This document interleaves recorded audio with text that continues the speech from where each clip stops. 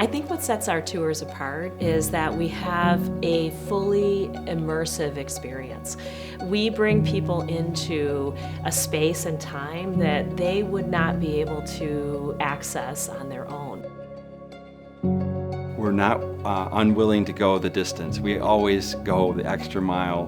We like showing up and surprising our guests and doing things that are more of a wow factor.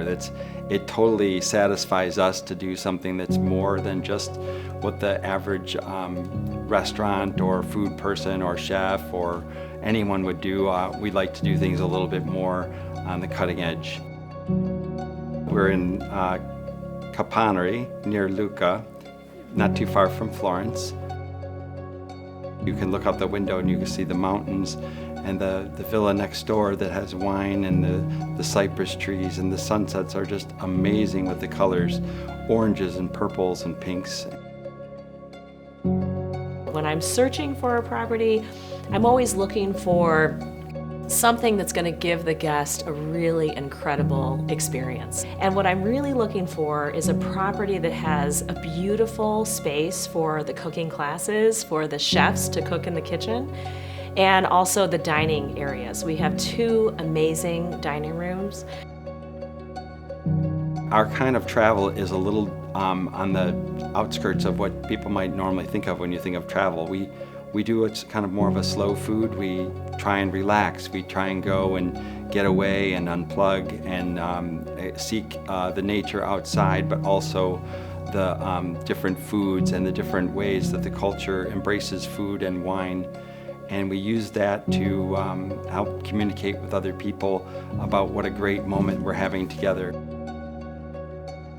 So one of my goals when I'm working with Freeman and Meg on these tours is to bring new experiences to the guests and give them wine discoveries. So there's nothing more exciting for me than to see someone's eyes open up when they discover something they've never heard of, they've never tasted, and that is super local. So it's a wonderful thing for me as well as the guests. I absolutely love cooking, and cooking for others just is why I do this, and really making people happy and providing those memorable experiences that people want to talk about.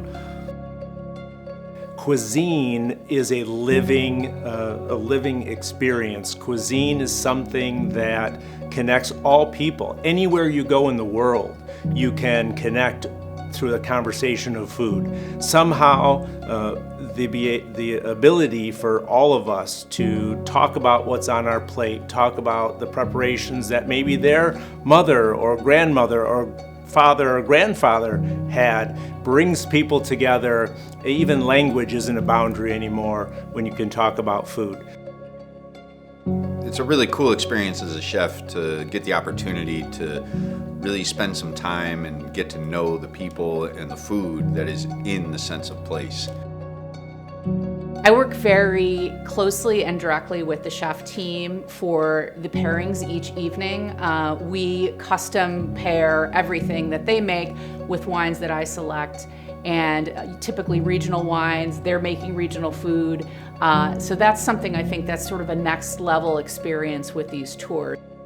You have fresh grains that make the pasta, you have fresh sunflowers, you have olive trees that make the olive oil, you have the grapes of the Chianti region. The Tuscan Valley is just a mecca of wonderful foods, a bounty. There are no politics in food, there's no religion in food. It's the one thing that everyone can gather around and knock down all sorts of walls in communication. And whenever I go, no matter what the country is, I always try to really speak to the locals, speak to the people that are in the hospitality industry, because it is a universal industry, and really find out what they eat, and find out where they shop, and really get into the culture as much as I can with food. I'm all about building community. So I am not a formally trained hospitality person, but I do have a background in psychotherapy, and I know a lot about how people work. And I really love the experience of bringing people together, forming community, and sharing great experiences. It's really a joy to be able to go to a city like Florence and find your way into these little tiny stores and shops with artisans and people who have been working in this craft for hundreds of years, multi-generational experiences for these owners.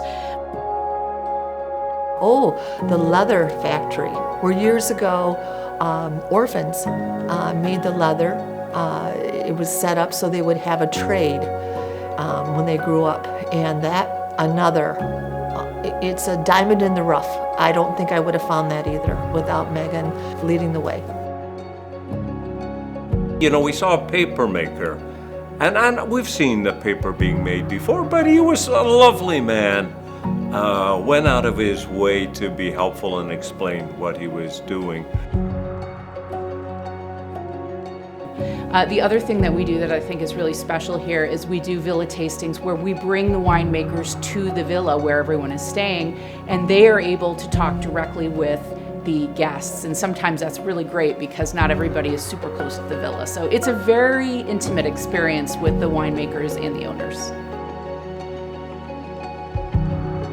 Every moment is like a glimpse of the past or the future, a dream. It's just so nice because these memories like imprint on your brain for many years, I would say. And this is really our gift to you. This is our way of saying, come on into this experience. Allow yourself to be immersed in something totally different and unique. This has been a wonderful experience. We've been treated like royalty here.